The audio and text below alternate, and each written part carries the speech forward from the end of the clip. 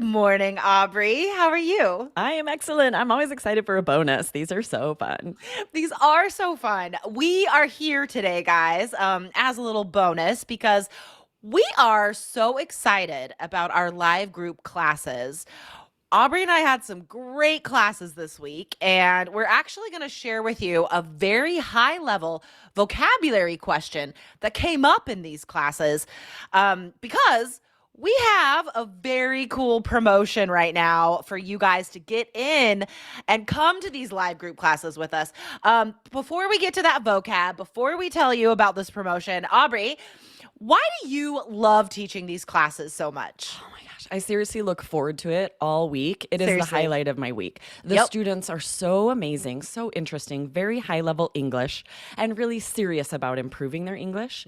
And so there are two things that are amazing. First of all, you get a really fun lesson from one of us, and it's very interactive. You're learning actual vocabulary that we use in real world business with friends. And then not only that, you get to practice speaking with all of these amazing people, business professionals from around the world. And oh man, everyone's just so fun and interesting. I love these classes. It's so awesome. The class sizes are small. No more than 10 people in every class, guaranteed, guys. And you get corrections from one of us, me, Aubrey, Lindsay. We are the only ones that teach these classes, okay? And it's unlimited. You get to come to as many classes as you want. We offer 3 classes a week now, but we're going to add more in the future. And it's so fun. Like Aubrey said, vocab, specific pronunciation lessons, fluency practice, it's all there. So let's talk about the vocab.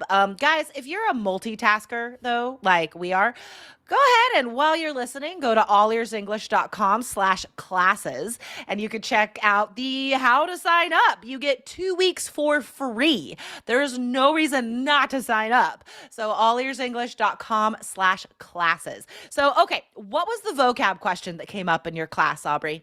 Yes, one of the students asked, what's the difference between pigeonholed and stereotyped? We were talking about pigeonholed in the class, and they had already heard stereotyped. They knew it seemed sort of similar. What a high-level question, because there is a difference, but it's pretty nuanced. It's pretty subtle. So we're going to share it with you, and that also gives you kind of an idea of the really interesting things that come out of these classes. They're so unique, guys. There are no other English classes like this. We can promise you that. Okay, so pigeonhole and stereotype. I understand how these could be easily confused because they're both verbs. They're both ways we unfairly judge someone else. Right? That's like it just under a general umbrella. They're both unfair judgments. But how are they different? Yeah, so pigeonhole, first of all, is on more of an individual basis. An individual person can be pigeonholed based on their skill or their tastes or the way they dress, anything. You can sort of decide that one thing about a person determines other things about them. You can decide. Exactly. And, your style might be quite eclectic, so you don't want to be pigeonholed. Yeah. So I'll use myself as an example here. You can't see it now in the video. If you're listening to this on the podcast, guys, we're also putting this on the All Ears English YouTube channel. So you can't see it, but you can see my hands. I am a person who loves tattoos. I always have. This is just like a central core characteristic of my being. I just love them. So I have a lot. And so people might see this very upfront characteristic about me, and they might pigeonhole me as, let's see, how do you judge people with tattoos? Maybe they pigeonhole me as Hardcore. like, You're like, she's hardcore. She's really, yeah, just like cool and tough. And you never cry. There's no way you cry if you have that many tattoos. oh my God, I'm so glad you said that. That's so perfect because I cry a lot. Right. Not only do I have lots of tattoos, you guys, I am not like super hardcore tough. I am very sensitive as well. And you can't just say a person is all one thing, right? That's the lesson here, to not pigeonhole people. But also professionally, right? If you are let's say you're like an IT professional, you're a coder, Okay. So people might pigeonhole you as just being good at that. But what if you also have a great aesthetic style? You're also good at design, at a holistic approach to presenting a program, not just the individual code. So you don't want to be pigeonholed as a coder because you are more than that. You can't do more than that. So I think those are two great examples of pigeonhole. Now, stereotype is larger, right? Exactly, right? This is more about a group. So we often will stereotype an entire group of people, whether that's everyone from a country or maybe a nationality or a race. And if you're stereotyping, you are taking the actions or some kind of trait about one person and assuming it applies to the entire group.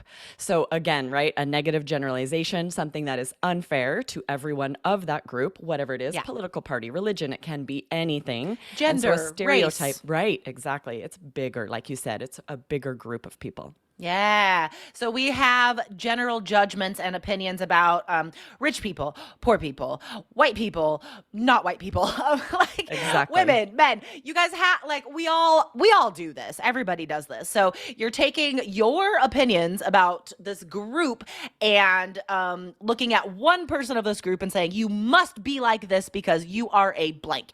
You are a woman, so you must be good at cooking. I don't know. Well, That's and sometimes terrible. you feel like you're stereotyping is sort of justified because if you have met several people, maybe for, Sure. then you're like, oh, no, you have not met every person of any group. So it's always an unfair stereotype, even if you feel like you maybe are correct. No, it's still not right.